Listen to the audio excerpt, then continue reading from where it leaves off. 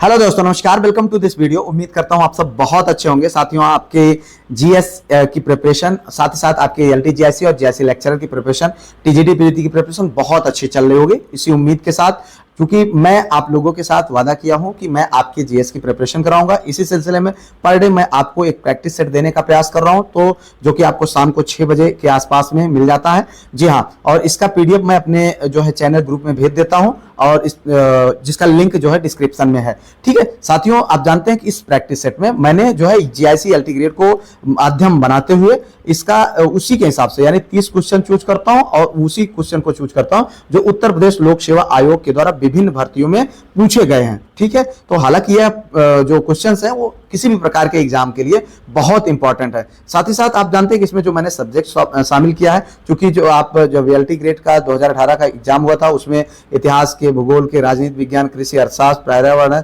उत्तर प्रदेश विशेष और जनसंख्या और नगरीकरण, इनके क्वेश्चंस जो आए हुए थे उसी रेशियो में मैंने क्वेश्चंस को रखने का प्रयास किया। मैंने प्रैक्टिस सेट को शुरू किया तो बहुत सारे लोगों का सवाल था। मैं आपका 1 मिनट लेना चाहूंगा। सवाल था कि सर जो है इसका आंसर भी दे दिया जाए। जी हाँ, क्योंकि मैं पीडीएफ बताता हूं, सॉल्व कराता हूं।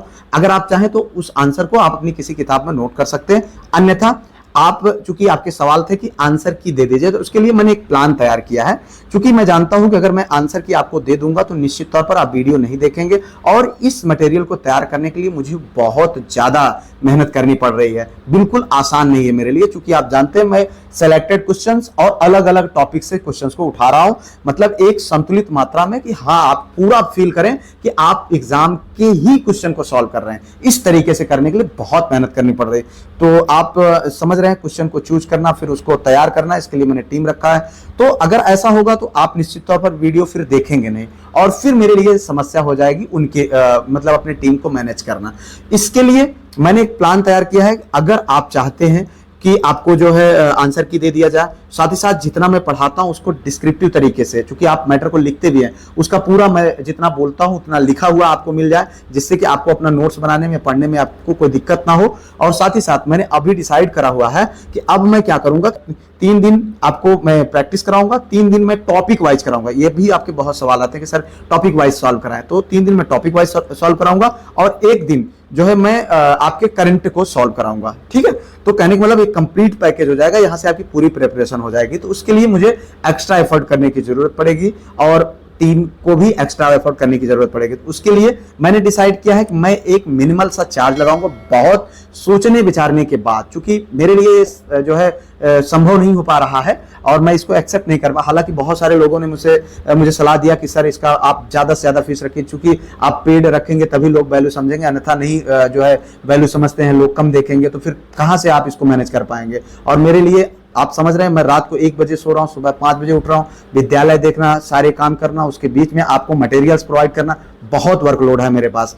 तो यहां पर आप समझ लीजिए, इसके लिए मैंने एक मिनिमल सा चार्ज रखा हुआ है कि मात्र 49 रुपीज पर मंथ। ठीक है, बहुत कम है, और जो समझदार हैं वो इस बात को समझ रहे हैं, वो चाहे तो एक्स्ट्रा पे कर सकते हैं, लेकिन मैं चाहता हूं कि हर कोई इसको अफोर्ड करे और पूरा लाभ उठाए। ठीक है, और दूसरी चीज ये पर मंथ रहेगा, और तीसरी चीज अगर आप 199 पे कर देते हैं तो आप जब तक जीआईसी एलटी ग्रेड का मटेरियल जो है एग्जाम नहीं होगा तब तक आप उस ग्रुप में शामिल हो जाएंगे, और आपको पर डे जो पढ़ाया जाएगा उसका पूरा मटेरियल, पूरा आंसर की पूरी जो है नॉलेज आपको उसमें उस ग्रुप में भेज दी जाएगी, जहां आप बिल्कुल निश्चिंत रहेंगे। और साथ ही साथ उस ग्रुप में अगर आप जुड़ते हैं तो चूंकि हमारी टीम बढ़ेगी, मनी पावर बढ़ेगा तो मैन पावर बढ़ जाएगा, और फिर मेरा वर्कलोड कम होगा, तो मैं आपके क्वेश्चंस का रिप्लाई भी कर पाऊंगा।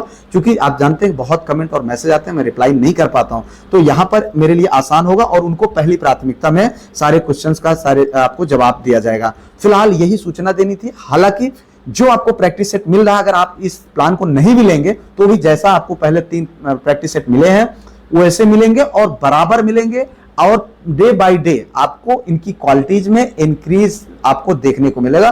फिलहाल अगर नहीं भी लेना चाहते हैं तो कोई दिक्कत नहीं, ये उनके लिए है जो आप इंसिस्ट करते हैं कि नहीं सर मुझे आंसर की चाहिए, मुझे डिस्क्रिप्टिव चाहिए, मुझे लिखना नहीं है, मुझे ये नहीं करना है, तो उनके लिए ये चीजें हैं। बाकी सारी चीजें कंटिन्यूअसली बनी रहेंगी। फिलहाल आइए वीडियो को शुरू करते हैं। पहला क्वेश्चन लेते हैं।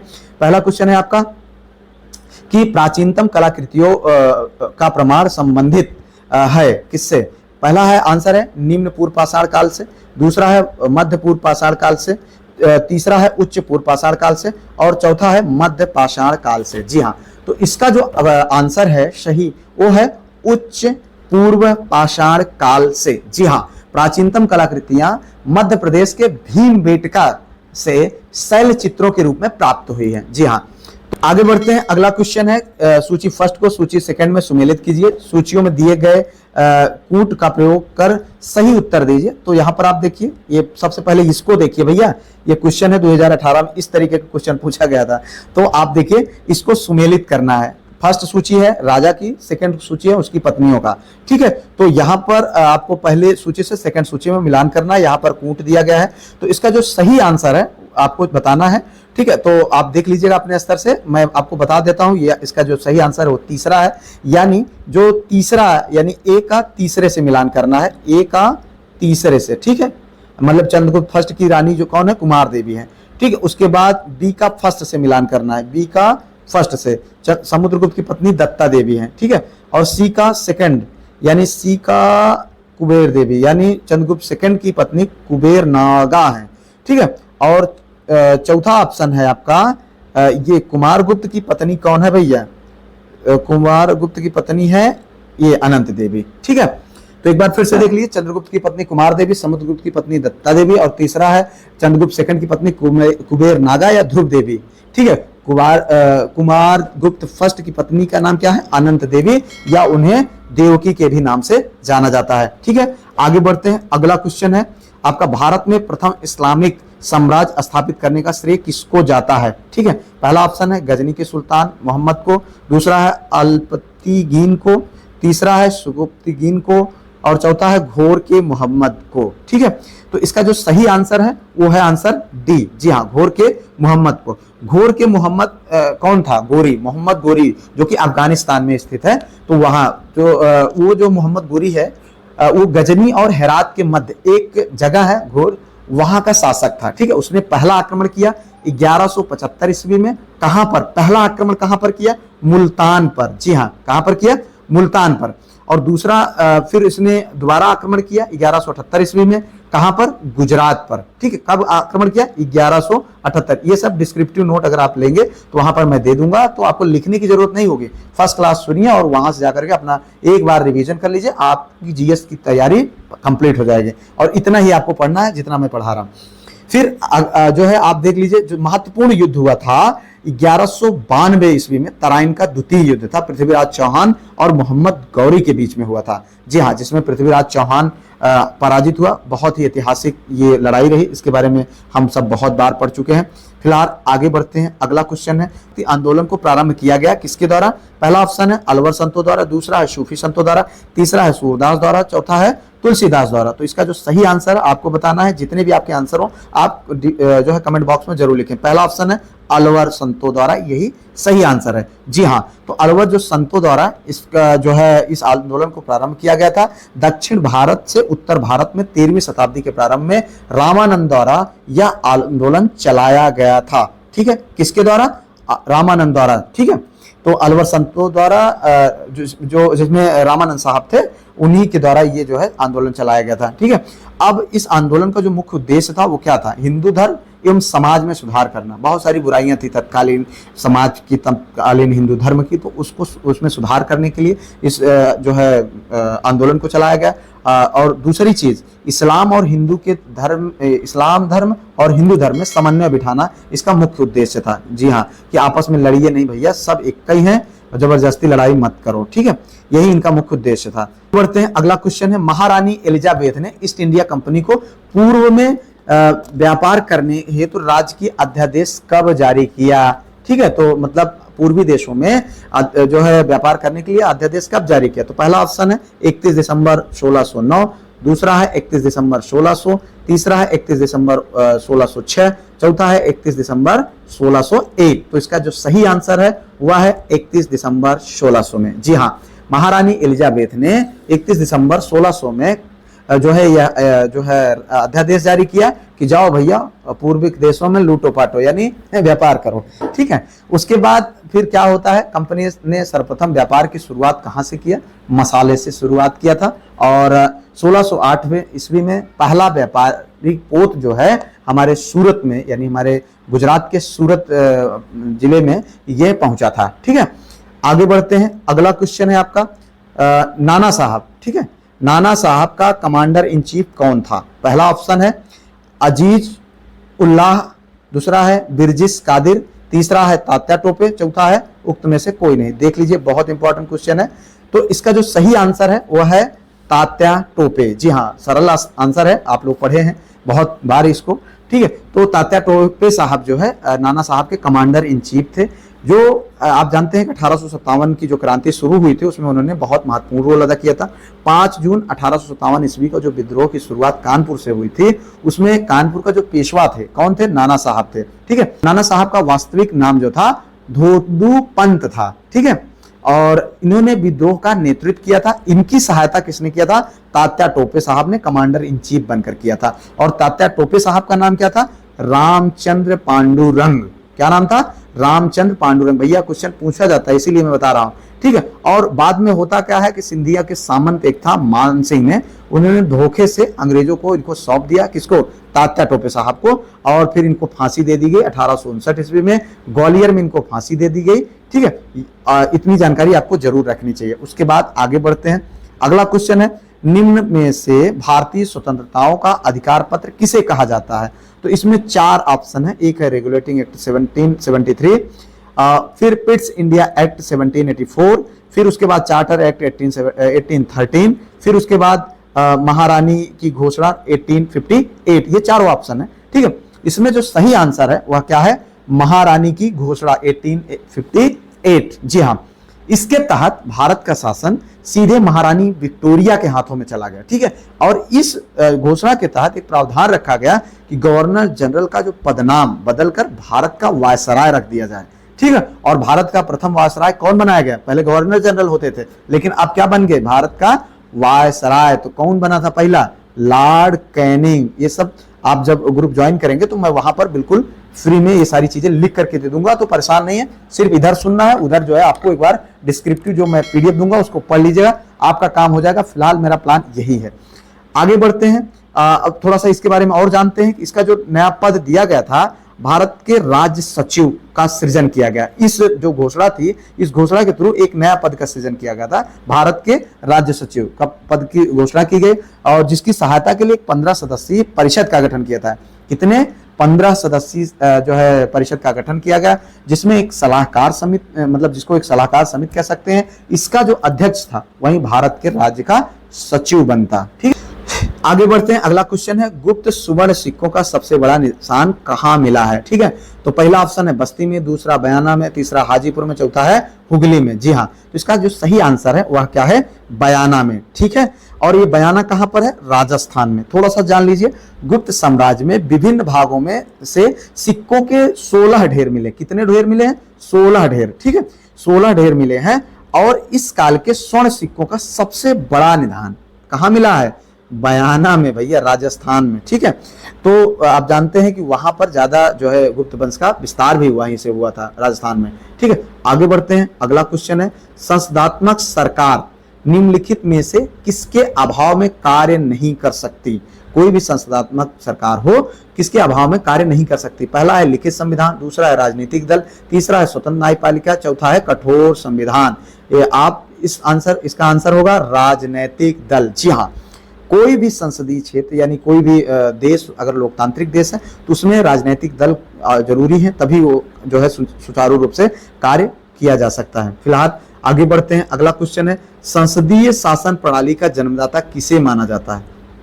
पहला है ब्रिटेन, दूसरा है सोवियत संघ, तीसरा है संयुक्त राष्ट्र अमेरिका, और चौथा है फ्रांस। जी हाँ, तो इसका जो सही आंसर है वह है ब्रिटेन। जी हाँ, कौन सा आंसर? ब्रिटेन। आप लोग चाहें तो इसके आंसर को लिखते जाएं, अगर आपको पीडीएफ या ग्रुप ना ज्वाइन करा हो तो आप लिखते जाइए, जिससे आपको ये आंकड़ा। देखिए भैया, कोई जरूरी नहीं है, आपको सारे पर्याप्त मटेरियल यहाँ पर मिलेंगे, टेंशन मत लीजिएगा। ग्रुप में आपको वही चीजें मिलेंगी जो लिखित तौर पर आप चाहते हैं, ठीक है। वीडियो आप देखिए, कोई दिक्कत नहीं, सारी चीजें यहाँ पर मिल जाएंगे। आगे बढ़ते हैं। क्वेश्चन है, भारत का दूरस्थ दक्षिणी बिंदु कौन सा है? पहला है ऑप्शन है कन्याकुमारी, दूसरा है रामेश्वरम, तीसरा है इंदिरा पॉइंट, चौथा है पॉइंट कालीमर। बहुत आसान क्वेश्चन है लेकिन बहुत बार पूछा जाता है, तो इसका जो सही आंसर है वह है इंदिरा पॉइंट। जी हाँ, आप जानते हैं कि इंदिरा पॉइंट कहां पर स्थित है? अंडमान निकोबार द्वीप समूह में। जी हाँ, इसको एक दो और नाम से जाना जाता है, पहला है पिग्मेलियन पॉइंट और दूसरा है पार्सन पॉइंट। जी हाँ, तो ये ऑप्शन में कभी इसको भी रखा जा सकता है कि पार्सन पॉइंट या पिग्मेलियन पॉइंट, ठीक है। तो अब हम दक्षिणतम बिंदु जान गए, तो हमें उत्तरी, पूर्वी और पश्चिमी भी जानना चाहिए। तो सबसे अब उसके बाद सबसे उत्तरी अक्षांश पर जो स्थित है हमारी जो है उसको क्या बोलते हैं? इंदिरा कॉल। क्या बोलते हैं? इंदिरा कॉल, ठीक है। और पश्चिमी बिंदु को क्या बोलते हैं? गौर माता या गुहार मोती, जो कि कहां पर स्थित है? गुजरात में, ठीक है। और इंदिरा कॉल कहां पर स्थित है? जो है हमारे जम्मू कश्मीर में। कहां पर? जम्मू कश्मीर के लद्दाख जिले में, ठीक है। उसके बाद जो पश्चिमी जो पूर्वोत्तर हमारा बिंदु होगा वो कहां पर है? किबिथु में। कहां पर?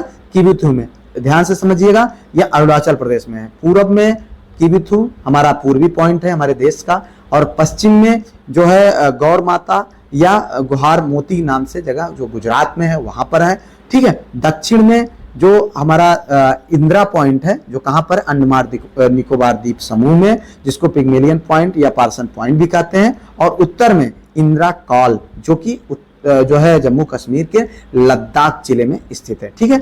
आगे बढ़ते हैं। अगला क्वेश्चन है, बृहद हिमालय को किस नाम से भी जाना जाता है, यानी उसका एक और नाम क्या है? बृहद हिमालय का ऑप्शन देखिए, काराकोरम, हिमाद्री, हिमाचल प्रदेश, शिवालिक, ठीक है। बहुत इंपॉर्टेंट, बहुत क्वेश्चन इससे संबंधित पूछा जाता है। तो आप ये जानते हैं इसका जो सही आंसर है वह है हिमाद्री। जी हाँ, बृहद हिमालय को हिमाद्री या सर्वोच्च हिमालय या महान हिमालय के नाम से भी जाना जाता है, ठीक है। आप देखिए, और इसकी जो प्रमुख चोटियां हैं, ठीक है, क्योंकि इसमें संसार की सबसे ऊंची चोटी भी है, जैसे जो माउंट एवरेस्ट है, फिर कंचनजंगा, माउंट एवरेस्ट जो नेपाल में है, कंचनजंगा भारत की है, सबसे ऊंची चोटी है। फिर धौलागिरी, अन्नपूर्णा, मकालू, नंदा देवी उत्तराखंड में जो है, फिर त्रिशूल, बद्रीनाथ, नीलकंठ एवं केदारनाथ आज जो है इसकी प्रमुख चोटियां हैं। आगे बढ़ते हैं। अगला क्वेश्चन भैया, निम्नलिखित में से कौन सी नदी कश्मीर के प्रदेश में सिंधु से नहीं मिलती? आप जानते हैं कि जो है कश्मीर प्रदेश में सिंधु एक बहुत बड़ी नदी है, और कौन ऐसी नदी है कि ये चारों में से जो वहां पर नहीं मिलती है? किससे? सिंधु से, ठीक है। आप इसका जो सही आंसर हो ऑप्शन पहला देख लीजिए, हुंजा, दूसरा है नुब्रा, तीसरा है अस्कर और चौथा है झेलम। तो इसका जो सही आंसर है वो क्या है भैया? झेलम। जी हाँ, इसका सही आंसर क्या है? झेलम। तो झेलम नदी को का पुराना नाम बितस्ता नदी है। क्या नाम है? बितस्ता नदी भी है, ठीक है। उत्तर भारत में बहने वाली यह एक ऐसी नदी है कि यह पीर पंजाल पर्वत की पदस्थली में स्थित बेरी नाग झरने से, यानी जिसको शेषनाग का झरना भी बोला जाता है, वहां से निकलती है और भारत पाक के बीच में लगभग समानांतर बहती है, यानी सीमा भी बनाती है, ठीक है। पाकिस्तान के में झंग के निकट चिनाब नदी में जाकर के मिल जाती है। इसकी सहायक नदी किशन गंगा, किसकी? झेलम की सहायक नदी कौन सी है? किशन गंगा है, ठीक है। और ये चिनाब से जाकर के मिल भी जाती है पाकिस्तान के झंग के निकट, ठीक है। तो ये थोड़ा सा बेसिक चीजें इनको जानना चाहिए। कोई जरूरी नहीं कि ऐसा ही क्वेश्चन उठा के रख दे, इससे जो ऑप्शन में आपको पढ़ाए जा रहे हैं उससे भी क्वेश्चन बन सकते हैं। इसलिए इन ऑप्शन के संबंधित जो भी क्वेश्चन उनको बड़े ध्यान से, बड़े गौर से पढ़ें, और हो सके अगर आप जो है उस ग्रुप को नहीं ज्वाइन करना चाहते हैं तो उनको लिखते भी जाएं, ठीक है, कोई दिक्कत नहीं, ठीक है। सारी चीजें वही है। फिर आगे देखिए, अगला क्वेश्चन है, पाक खाड़ी किनके बीच है? ठीक है, पहला ऑप्शन है कच्छ की खाड़ी और खंभात की खाड़ी के बीच में, और दूसरा है मन्नार की खाड़ी और बंगाल की खाड़ी के, और तीसरा है लक्षद्वीप और मालदीव द्वीप समूह, और चौथा है अंडमान और निकोबार द्वीप समूह, ठीक है।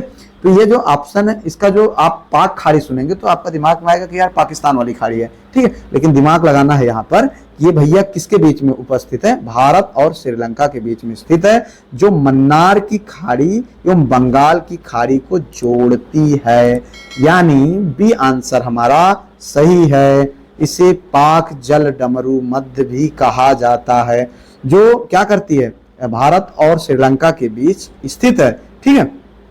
आगे बढ़ते हैं, अगला क्वेश्चन है हमारा, निम्नलिखित जिलों में से केवटी जलप्रपात किसमें स्थित है भैया? ये बहुत सरल आंसर है। अपने जो है पहला ऑप्शन है रीवा, दूसरा है रोहतास, तीसरा है रांची, चौथा है जबलपुर। ठीक है, तो इसका जो सही आंसर है वह है रीवा। जी हाँ, और यह केवटी जलप्रपात है भैया। मैं केवटी नहीं, क्यूटी इसको बोलते हैं कुछ लोग, हालांकि मैं यहाँ पर गया हूँ, सुंदर है, अच्छा है। और यह जो है भारत का 24वां सबसे ऊंचा जल जो है झरना है। ठीक है, 24वां सबसे ऊंचा है। ठीक है, इसे मोहना नदी पर यह है स्थित है। ठीक है, यह झरना कहाँ पर है? मोहना नदी पर। कभी यह भी पूछा जा सकता है कहाँ पर है? मोहना नदी पर। कहाँ पर? मोहना नदी पर। ठीक है, तो ये सब तो फिलहाल मैं डिस्क्रिप्टिव नोट्स में दे दिया करूंगा। आगे बढ़ते हैं, अगला क्वेश्चन है तारे का रंग सूचक है। तारे का रंग सूचक क्या है? आप देखो, पहला ऑप्शन है सूर्य से दूरी का, दूसरा है उसकी ज्योति का, तीसरा है उसकी पृथ्वी से दूरी का, चौथा है उसके ताप का। तो इसका जो सही आंसर है वह है उसके ताप का। जी हाँ, तो आप जानते हैं कि तारे का जो रंग सूचक है उसके ताप की वजह से है। ठीक है, आगे बढ़ते हैं, अगला क्वेश्चन है यहाँ पर निम्न अक्षांशों में से किसे आप हार्स अक्षांश से संबद्ध करेंगे? बहुत इंपॉर्टेंट है और बहुत मजेदार भी है। ठीक है, इसको जानना चाहिए और पढ़ना चाहिए। आपने हालांकि जानते होंगे, हो सकता है। पहला ऑप्शन है 30 डिग्री जो है अक्षांश, और दूसरा है 45 डिग्री, और तीसरा है 60 डिग्री, चौथा है जो है 23। हाँ, ये थोड़ा सा गलत छप गया है, तो ये है 23.5 डिग्री अक्षांश। ठीक है, तो ये थोड़ा गलत यहाँ पर मिसप्रिंट हो गया है। ठीक है, तो आप इसका जो सही आंसर है वह क्या है? 30 डिग्री। जी हाँ, 30 डिग्री अक्षांश से लेकर 35 अक्षांश के बीच दोनों गोलार्धों में जहां उच्च वायुदाब पाया जाता है उसे घोड़े का अक्षांश या हॉर्स लैटिट्यूड भी कहा जाता है। ठीक है, तो इसके पीछे कहानी है। कहानी क्या है? सच्चाई है। हॉर्स लैटिट्यूड शब्द स्पेन व्यापारियों के द्वारा उस समय प्रचलित किया गया जब वह वेस्ट इंडीज से घोड़े का व्यापार करते थे। कहां से? वेस्ट इंडीज से घोड़े का व्यापार करते थे। और क्या होता था, ये लोग जो है जब व्यापार करते थे तो उस जलयान जो है मध्य सागर में पहुंच जाता, तो वही उच्च वायुदाब के कारण धीरे धीरे चक्कर काटने लगता। जो इनकी जलयान होती थी, जहाजें होती थी, वो चक्कर काटने लगते थे।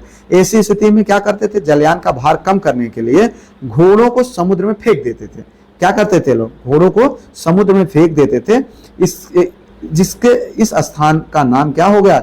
घोड़ों का अक्षांश नाम पड़ गया। ठीक है, आगे बढ़ते हैं, अगला क्वेश्चन है निम्नलिखित महाद्वीपों में से किसमें देशों की संख्या अधिकतम? बहुत इंपॉर्टेंट है यार, लेकिन कंफ्यूजिंग बहुत है। पहला ऑप्शन है अफ्रीका, दूसरा है एशिया, तीसरा है यूरोप, चौथा है दक्षिणी अमेरिका। तो इसमें अधिकतम, सबसे अधिकतम देश कहाँ है? पहला बिल्कुल सही आंसर है अफ्रीका। जी हाँ, और उसके बाद दूसरा सबसे अधिक देशों की संख्या किसमें है? एशिया में है। ठीक है, उसके बाद फिर यूरोप का नंबर आता है। तो अफ्रीका में कितने देश हैं भैया? ये भी जान लो। देखो, वैसे तो कहीं कहीं पर 55 लिखे आते हैं, लेकिन कहीं कहीं पर 54 आपको लिखते हैं। ऑफिशियली 54 लिख कर आता है, कहीं कहीं पर 55 भी आपको मिलेगा। अब एशिया में कितने देश हैं? कहीं कहीं पर आपको 48 मिलेगा, कहीं कहीं पर 49 मिलेगा, कहीं कहीं पर 50 मिलेगा। तो ऑफिशियली 48 मान करके हम चलते हैं। ठीक है, और उसके बाद यूरोप में कुल 44 देश हैं। ठीक है, तो इस तरीके से यहाँ पर ऑप्शन होता है।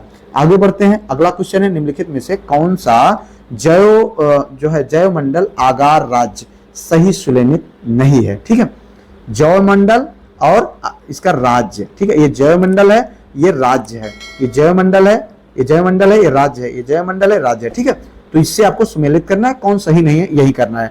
तो पहला देबांग, ये कहां पर? उत्तराखंड में है कि नहीं है, ये आपको बताना है। और उसके बाद कंचनजंगा सिक्किम में है कि नहीं है? ठीक है, कोल्ड डेजर्ट हिमाचल प्रदेश में है कि नहीं है? शेषाचलम कहां पर है? आंध्र प्रदेश में। सही है कि नहीं है? तो इसका जो सही आंसर है वह है ए, यानी देबांग जो है वो उत्तराखंड में नहीं है भैया, बल्कि ये कहां है? अरुणाचल प्रदेश में है। ठीक है, तो ये आंसर सही है। यानी पर चूंकि यहाँ पर नहीं कहा है ना, सुमेलित नहीं, इसलिए ये आंसर क्या हो जा रहा है? सही हो जा रहा है। समझ रहे होंगे। ठीक है, कंचनजंगा सिक्किम में है, और कोल्ड डेजर्ट हिमाचल प्रदेश में ही है, और शेषाचलम कहां पर है? आंध्र प्रदेश में है, और देबांग कहां पर है?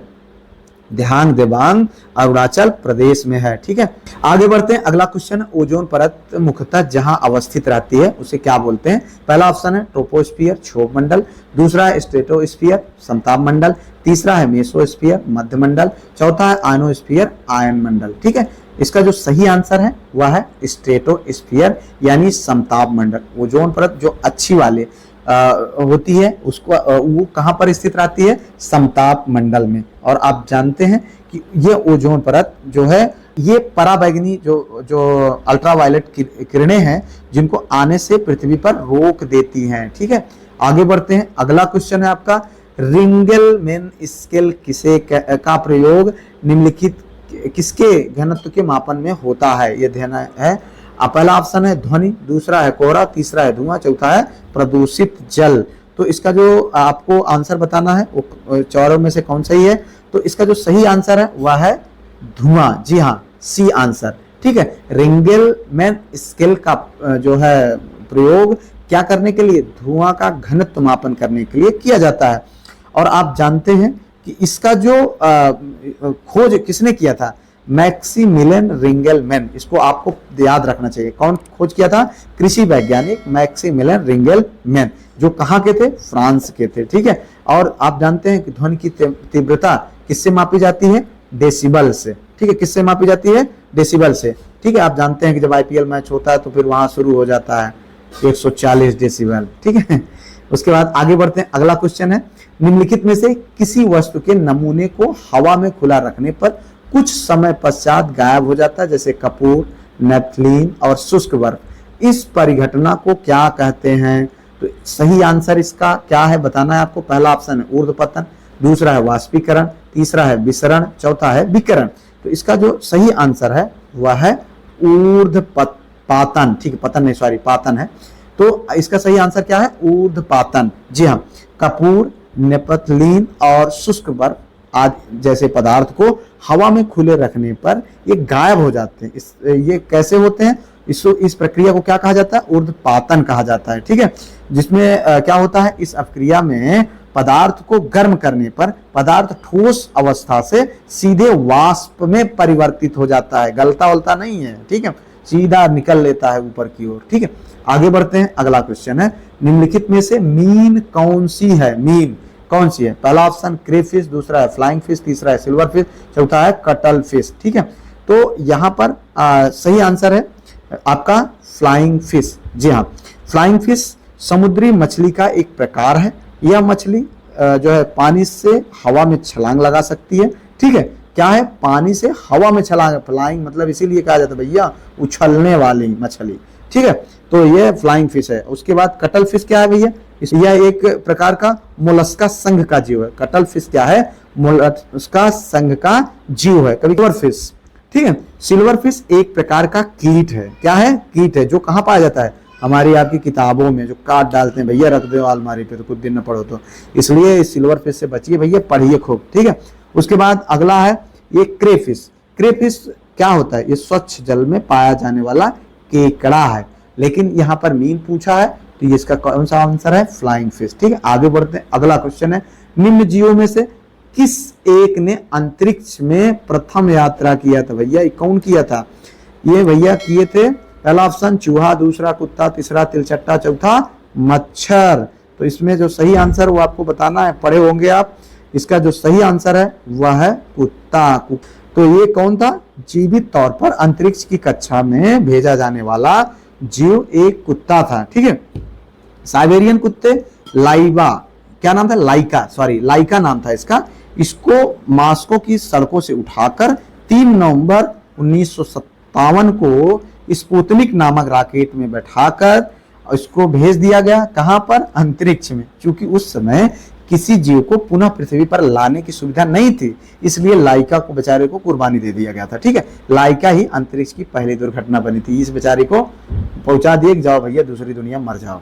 आगे बढ़ो, अगला क्वेश्चन है, निम्नलिखित में से किस समिति द्वारा भारत में गरीबी के आकलन हेतु पहली बार स्वास्थ्य एवं शिक्षा पर होने वाले निजी व्यय को शामिल किया था। ठीक है, स्वास्थ्य और शिक्षा पर होने वाले निजी व्यय को कौन से, पहले तो बस ऐसे हवा में मार देते थे, लेकिन क्या किया, एक समिति थी, इस समिति ने क्या किया कि गरीबी के आकलन को, भारत में गरीबी के आकलन करने के लिए जो उसके व्यक्तिगत खर्च जो व्यय हैं जैसे स्वास्थ्य और शिक्षा पर, उसको भी शामिल किया। वो कौन सी थी, वो आपको बताना है, लकड़ावाला समिति, सेन समिति, तेंदुलकर समिति और रंगराजन समिति। ठीक है, तो इसका जो सही आंसर है वो आपको बताना है, कौन सी, तेंदुलकर समिति। जी हाँ, तो यहाँ सही आंसर है कौन?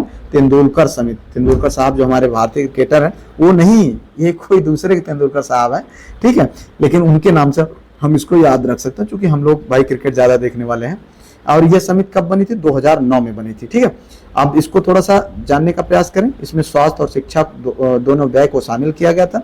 इस समिति की प्रमुख सिफारिश कैलोरी खपत आधारित गरीबी अनुपात में बदलाव करना था, ठीक है। कैलोरी खपत के अनुसार गरीबी का जो ये सिस्टम बना हुआ था उसमें बदलाव करना, जिससे ज्यादा से ज्यादा लोगों को लाभ दिया जा सके, ठीक है। बढ़ते हैं, अगला क्वेश्चन है अर्थव्यवस्था पर घाटे की वित्तीय व्यवस्था का क्या प्रभाव पड़ता है? पहला ऑप्शन मुद्रास्फीति, दूसरा है अवनमन, तीसरा है अपस्फीति, चौथा है मंदी। तो इसका जो सही आंसर क्या होगा आपको बताना है। पहला ऑप्शन मुद्रास्फीति सही आंसर है, ठीक है। तो मुद्रास्फीति वह दर है जिस पर वस्तुओं और सेवाओं के लिए कीमतों का सामान्य स्तर बढ़ जाता है और परिणाम स्वरूप मुद्रा का मूल्य गिर जाता है। इससे अर्थव्यवस्था पर घाटे की वित्तीय व्यवस्था का प्रतिकूल प्रभाव पड़ता है। मुद्रास्फीति को 3 प्रकारों में वर्गीकृत किया जाता है, ठीक है। कौन सी? मांग मुद्रास्फीति, लागत जो है पूरा मुद्रास्फीति, और अंतर्निहित मुद्रास्फीति, ठीक है। आगे बढ़ते हैं, अगला क्वेश्चन है निम्नलिखित फसलों में से कौन एक खरीफ मौसम की है? खरीफ मौसम की है, ठीक है। कौन एक फसल है खरीफ मौसम की? पहला ऑप्शन सोयाबीन, दूसरा अलसी, तीसरा मसूर, चौथा सरसों, ठीक है। ये थोड़ा सा जानना चाहिए। इसका जो सही आंसर है वह है सोयाबीन। जी हाँ भैया, सोयाबीन जिससे बहुत प्रोटीन मिलता है। इसका वैज्ञानिक नाम क्या है? Glycine max. क्या नाम है? बहुत पूछा जाता है, क्या नाम है? सोयाबीन का वैज्ञानिक नाम क्या है?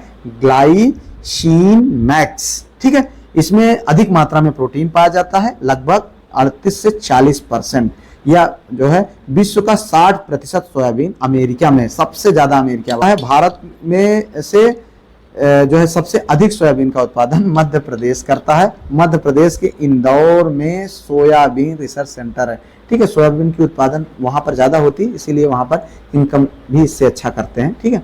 तो आगे बढ़ते हैं, अगला क्वेश्चन है निम्नलिखित में से कौन सा देश सर्वाधिक अनुकूलन लिंगानुपात वाला है? पहला है स्वीडन, दूसरा है स्विट्जरलैंड, तीसरा है नीदरलैंड, चौथा है फिनलैंड। तो इसका जो सही आंसर है वो आपको बताना है। सही आंसर है फिनलैंड। जी हाँ, तो इसमें जो फिनलैंड है, ठीक है, 2019 के अनुसार, ठीक है, इसका जो लिंगानुपात है वो काफी मतलब जो है सर्वाधिक अनुकूलित लिंगानुपात यहाँ का रहा है, ठीक है। आगे बढ़ते हैं, अगला क्वेश्चन उत्तर प्रदेश के राजकीय चिन्ह में नहीं है। पहला ऑप्शन है मछलियां, दूसरा है धनुष, तीसरा है तीर, चौथा है मोर। बहुत आसान है, आप सब जानते हैं। तो इसका सही आंसर क्या है? मोर। यानी हमारे जो है राजकीय चिन्ह है, यानी जो गोल बना होता है, 2 मछलियां इधर से बीच में तीर लगी रहती है, उसमें क्या होता है कि एक मछली रहती है, धनुष भी रहती है, तीर भी रहती है, लेकिन मुरैला नहीं रहता, यानी मोर नहीं रहता है, ठीक है। तो आगे इस तरीके से आपके 30 क्वेश्चन का प्रैक्टिस सेट समाप्त होता है। All the best. अगर आपको और जो पुराने प्रैक्टिस सेट है उनको एक्सेस करना है तो आप जो है प्लेलिस्ट देख सकते हैं। मैं और इसका जो PDF है वो टेलीग्राम ग्रुप में भेज दूंगा। आप बिल्कुल निश्चिंत रहें। लेकिन अगर आप चाहते हैं आंसर की और डिस्क्रिप्टिव, तो आप उस ग्रुप को ज्वाइन करने के लिए हमें व्हाट्सअप करें या कमेंट बॉक्स में लिखें, हम वो ग्रुप बना देंगे, वहां पर जोड़ देंगे, सब लोगों को मिल जाएगा। बिल्कुल निश्चिंत रहें। इसी के साथ इस वीडियो से विदा लेते हैं। मिलते हैं किसी और वीडियो में किसी और टॉपिक पर। तब तक के लिए जय Hind, Vande Mataram, best of luck.